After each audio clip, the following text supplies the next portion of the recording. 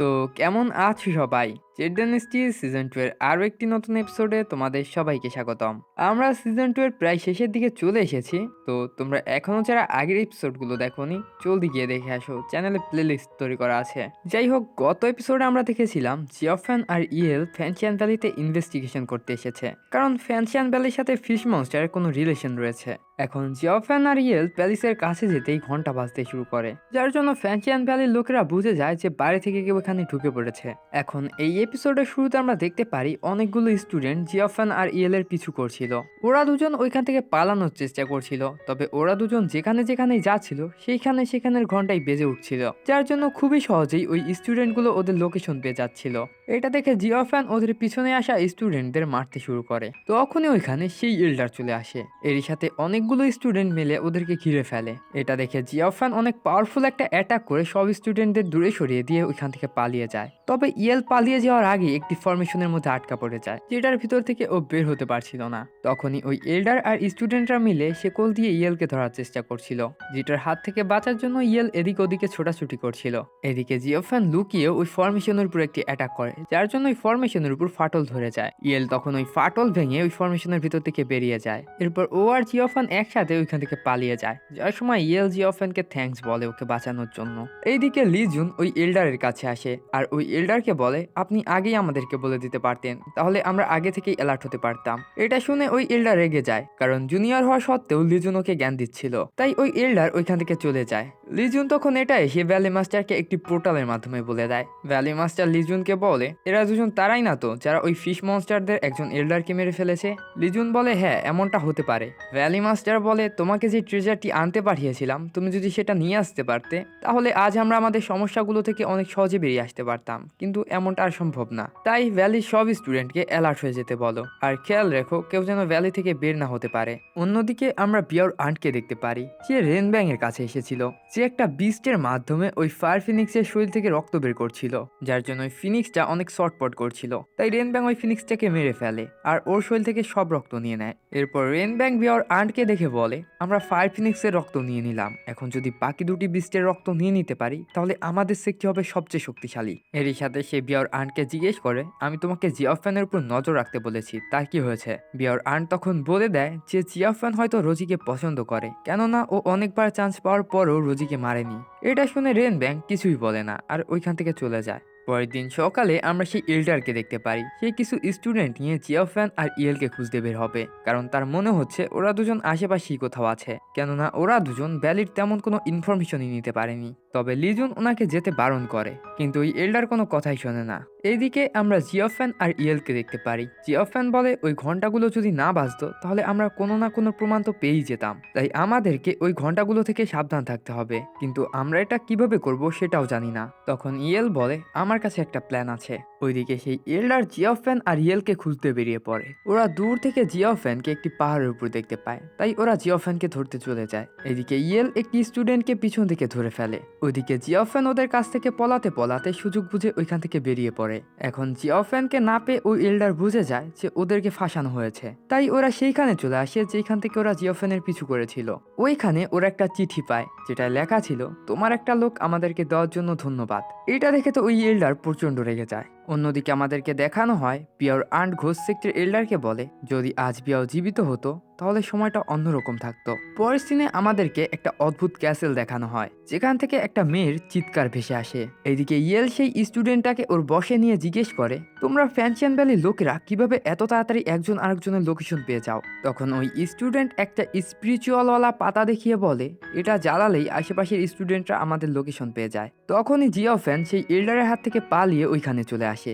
এসেই ও সেই স্টুডেন্টটাকে টর্চার করতে শুরু করে আর জিজ্ঞেস করে, আমরা ভ্যালিতে প্রবেশ করতেই ঘন্টাগুলো কেন বেজে উঠলো, আর আমরা যেখানে যেখানেই যাচ্ছিলাম সেখানের ঘন্টাই কেন বাজছিল? সম্পূর্ণ ভ্যালিতে কি কোনো ফরমেশন তৈরি করা রয়েছে? তখন ওই লোকটা জিওফ্যানকে বলে, আমাদের ভ্যালিতে কোনো ফরমেশন নেই, আমরা তো একটা ক্রিয়েচারকে আমাদের পালতু বানিয়ে রেখেছি, যেটা খুবই দ্রুত গতিতে দৌড়তে পারে, আর ও আমাদের ভ্যালিতে কোনো বাইরের লোককে দেখলেই ওই ঘন্টাগুলো বাজিয়ে দেয়। এটা শুনে জিওফ্যান ওকে জিজ্ঞেস করে, তোমরা ওই ক্রিয়েচারকে পালতু কিভাবে বানালে? তবে ওই লোকটা এই ব্যাপারে কিছুই বলতে পারে না। এরপর জিওফ্যান ওই ফিশ মনস্টার আর ফ্যানশিয়ান ভ্যালির রিলেশনের ব্যাপারে জিজ্ঞেস করে, কিন্তু এই ব্যাপার তারপরেও ও কিছুই বলতে পারে না। তাই জিওফ্যান বলে আজ রাত ও ফ্যানশিয়ান ভ্যালিতে গিয়ে এই ব্যাপারে জানার চেষ্টা করবে। অন্যদিকে মাস্টার ভ্যালিতে ফিরে আসে। লিজন ওদের দেখে বুঝে যায় যে ওইখানে একজন স্টুডেন্ট কম আছে, তাই ও ওই এল্ডারকে জিজ্ঞেস করে, কিন্তু ওই এল্ডার কিছু না বলেই ওইখান থেকে চলে যায়। লিজন তখন বাকি স্টুডেন্টদের বলে দেয় যে কেউ ভ্যালি থেকে বের হবে না। এইদিকে আমরা ইয়েলকে একটি খরগোশ পুরাতে দেখি। তখনই জিয়াফান ওই খরগোশটি ওর কাছ থেকে নিয়ে মশলা লাগাতে শুরু করে, যে জন্য ইয়েল ওই খরগোশটিকে খাওয়ার জন্য ভয় পাচ্ছিল, কারণ ও মনে করছিল হয়তো জিয়াফান এই খরগোশটিতে কোনো বিষ লাগিয়েছে। এই জন্য জিয়াফান ওকে প্রথমে খরগোশটি খেয়ে দেখায়। তখনই ওদের কাছে জাইরো এসে কিছু একটা বলার চেষ্টা করছিল।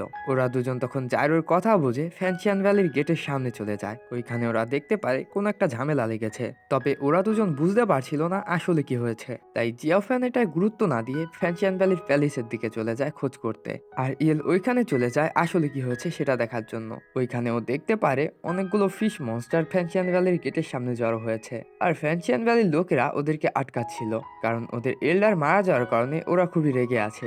এই সুযোগ কাজে লাগিয়ে ইয়েল ওদের মধ্যে লড়াই লাগিয়ে দেয়। এদিকে জিয়াফান লুকিয়ে ভ্যালির মধ্যে ঢুকে পড়ে। তখনই হঠাৎ জাইরোর চোখ দিয়ে আলো বের হতে শুরু করে, আর ও সবকিছু স্লো স্লো দেখতে পারছিল, যার কারণে ও সেই ক্রিয়েচারটাকেও দেখতে পারে যেটা অন্যরা আসলে ঘন্টা বাজিয়ে দেয়। এখন এটা জেনে জিয়াফান জাইরোর সাহায্যে ওই ক্রিয়েচারটাকে ধরার সিদ্ধান্ত নেয়, কিন্তু তখনই ওই ক্রিয়েচারটা জিয়াফানকে দেখে ফেলে আর ঘন্টা বাজিয়ে দেয়। তবে জিয়াফান জাইরোর সাহায্যে বারবার বেঁচে যায় আর ওই ক্রিয়েচারটাকেও ধরে ফেলে। ওইদিকে ওই ফিশ মনস্টার গুলো ফ্যানশিয়ান ভ্যালির অনেকগুলো স্টুডেন্টকে মেরে ফেলে। লিজুন তখন ওইখানে এসে ওই মনস্টার গুলোর সামনে আগুন দিয়ে একটি লাইন কেটে দেয়। এরপর ও ওইখানের দায়িত্ব ওই এল্ডারকে দিয়ে সিনিয়র এল্ডারের সাথে কথা বলতে চলে যায়। এদিকে জিয়াফান প্যালেসের মধ্যে ঢুকে পড়ে। তখনই জারুর সাথে অদ্ভুত কিছু একটা হচ্ছিল, আর ওর শরীর থেকে সেরকম অরাই বের হচ্ছিল যেরকমটা জিয়াফানের শরীর থেকে বের হয়। তবে জিয়াফান ওকে ঠিক করে দেয়। তখনই জিয়াফান লিজুন আর ওর সঙ্গীকে কোথাও যেতে দেখে, তাই ও ওদের পিছু করতে লাগে। এদিকে লিজুন আর ওর সঙ্গী ওদের গন্তব্যে পৌঁছে যায়, তবে ওদের সামনে অনেক বড় একটা আগুন দিয়ে লাইন কাটা ছিল। লিজুন তখন সামনের ক্যাসেলের দিকে তাকিয়ে বলে, আমরা এল্ডারের সাথে দেখা করতে এসেছি। তখন সিনিয়র এল্ডার বলে, তুমি এখানে কেন এসেছো, আর গেটের সামনে এতগুলো ফিশ মনস্টার কি করছে? লিজুন বলে, ওই মনস্টারগুলোর এল্ডার মারা যাওয়ার কারণে ওরা খুবই রেগে আছে, তাই আমরা আপনার সাহায্য নিতে এসেছি, কারণ ওরা আমাদের অনেক স্টুডেন্টকে মেরে ফেলেছে। এদিকে জিয়াফান লুকিয়ে লুকিয়ে সবকিছু দেখছিল। তখনই ওই এল্ডার টের পেয়ে যায় যে এখানে অন্য কেউ রয়েছে, তাই ওই এল্ডার জিওফ্যানের উপর অ্যাটাক করে। তবে জিওফ্যান সময় থাকতেই ওইখান থেকে পালিয়ে যায়, তাই এল্ডার মনে করে হয়তো এটা ওর ভ্রম হবে। এজন্য ওই এল্ডার লিজুন আর ওর সঙ্গীর সাথে ফিশ মনস্টারদের সাথে দেখা করার জন্য বেরিয়ে পড়ে। ওরা চলে গেলে জিওফ্যান বেরিয়ে ওই ক্যাসেলের দিকে যেতে লাগে, কারণ ফরচুন টেলার বলেছিল এনশিয়েন্ট উইচ ক্ল্যান এখন আর নেই, তবে ওদের অনেক বই বিভিন্ন সেক্টে রয়েছে। এজন্য জিওফ্যান মনে করছিল হয়তো ওর মধ্যে থেকে একটা বই ও এখানে পেয়ে যেতে পারে, যেটা দিয়ে ও বিয়াওকে জীবিত করতে পারবে। তখনই জিওফ্যানের প্রচন্ড গরম অনুভব হচ্ছিল, তাই জিওফ্যান ওর উপর একটা শিল্ড তৈরি করে নেয়। এরপর ও ক্যাসেলের সামনে চলে আসে, তবে ক্যাসেলের দরজা বন্ধ ছিল, তাই জিওফ্যান ওর এনার্জি দিয়ে ওই দরজাটি খুলে ফেলে। তবে ক্যাসেলের মধ্যে প্রবেশ করতেই দরজাটি আবার বন্ধ হয়ে যায়। জিওফ্যান তাতে গুরুত্ব না দিয়ে ওই ক্যাসেলটা এক্সপ্লোর করতে শুরু করে। তবে জাইরোর ওইখানে খুবই অদ্ভুত ফিল হচ্ছিল, সাথে জিওফ্যানেরও হার্টবিট অনেকটা বেড়ে যায়। তখনই ওরা ওদের সামনে একটা ক্রিস্টাল দেখতে পারে, যেটার ভিতর থেকে অনেক এনার্জি বের হচ্ছিল। জাইরো তখন লাফিয়ে গিয়ে ওই ক্রিস্টালটা ভাঙতে শুরু করে, কারণ ওইটা নিচে লাভা ছিল। তবে জাইরো ওটাকে ভাঙতে পারছিল না। তখনই আশেপাশের এনার্জি জাইরোর ভিতর চলে যায়, আর জাইরো ওই ক্রিস্টালটাকে ভেঙে ফেলে। ফলে ওই লাভাগুলো মাটিতে তৈরি শ্বাসে গিয়ে পড়তে লাগে। এটা দেখে জিওফ্যান তো কিছুই বুঝতে পারে না, তাই ও ওর স্টিক বের করে নেয়। তখনই ওইখানে একটা ফরমেশন অ্যাক্টিভেট হয়ে যায়, আর ওর মধ্যে থেকে একটা মনস্টার বিস্ট বেরিয়ে আসে। ওইদিকে ভ্যালির স্টুডেন্টরা সেই ফায়ার লাইনটাকে মেনটেন করছিল, কিন্তু তারপর কিছু ফিশ মনস্টার এসে ওদের অনেককে মেরে ফেলে। তখনই আকাশ নীল হয়ে যায়, আর ওই মনস্টারগুলো একটি টর্নেডোর মধ্যে ট্র্যাপ হতে শুরু করে, যেটা ওই সিনিয়র এল্ডার তৈরি করেছিল। এদিকে জিওফ্যান ওই বিস্টটার সাথে লড়াই করছিল, তবে ও ওই বিস্টটার সাথে পারছিল না, কিন্তু তারপরও ও হার মানছিল না। ওইদিকে সেই সিনিয়র এল্ডার আসতেই সবগুলো মনস্টার এক জায়গায় জড়ো হয়ে যায়। এরপর ওদের মধ্যে থেকে ওদের ক্যাপ্টেন এসে ওই এল্ডারকে বলে, তুমি যেই হও না কেন, আমি তোমাকে ভয় পাই না, আমি তোমাকে মেরে ফেলবো। তখন ওই এল্ডার গ্র্যাভিটি প্রেসার ব্যবহার করে ওকে মাটির সাথে মিশিয়ে দেয় আর চেন দিয়ে ধরে ফেলে। ওই ক্যাপ্টেন সিনিয়র এল্ডারকে বলে, তোমরা আমাদের এল্ডারকে মেরে ফেলেছো, তাই আমরা তো তোমাদেরকে ছাড়বো না। সিনিয়র এল্ডার তখন এই ব্যাপারে ওনার লোককে জিজ্ঞেস করে, লোকটা বলে এটা শুধু একটা অ্যাক্সিডেন্ট ছিল, তার উপরে আমরা ওদের এল্ডারকে মারিনি। তখন ওই সিনিয়র এল্ডার ওইখানে পড়ে থাকা মনস্টারদের লাশ দেখতে পারে, যাদেরকে ইয়েল মেরেছিল, যেটা দেখে ওই সিনিয়র এল্ডার সব বুঝতে পেরে যায়। এদিকে জিওফেন ওই বিস্টার সাথে ফাইট করার কারণে ওর শরীর থেকে অনেক রক্ত বেরিয়ে যায়, তবে ওর স্টিক ওর সব রক্ত চুষে নেয়, যার জন্য জিওফেন আবার শক্তিশালী হয়ে যায়। তাই ও ওর সব শক্তি দিয়ে ওই বিস্টার উপর আবারও আক্রমণ করে, কিন্তু এতেও ওই বিস্টার কিছুই হয় না। আর ও জিওফেনকে প্রাণেই মারতে যাচ্ছিল, তখনই ওকে বিশাল একটা বানর এসে বাঁচায়। আসলে এই বানরটা আর কেউ না, জাইরো ছিল, যেটা একটা বিস্ট মাঙ্কিতে ইভলভ হয়ে গেছে। আর এই সাসপেন্স নিয়ে এই এপিসোডটা এখানেই শেষ হয়ে যায়। তো গাইস, ভিডিওটা ভালো লাগলে যাওয়ার আগে লাইক অ্যান্ড সাবস্ক্রাইব করতে ভুলো না। দেখা হচ্ছে নেক্সট এপিসোডে।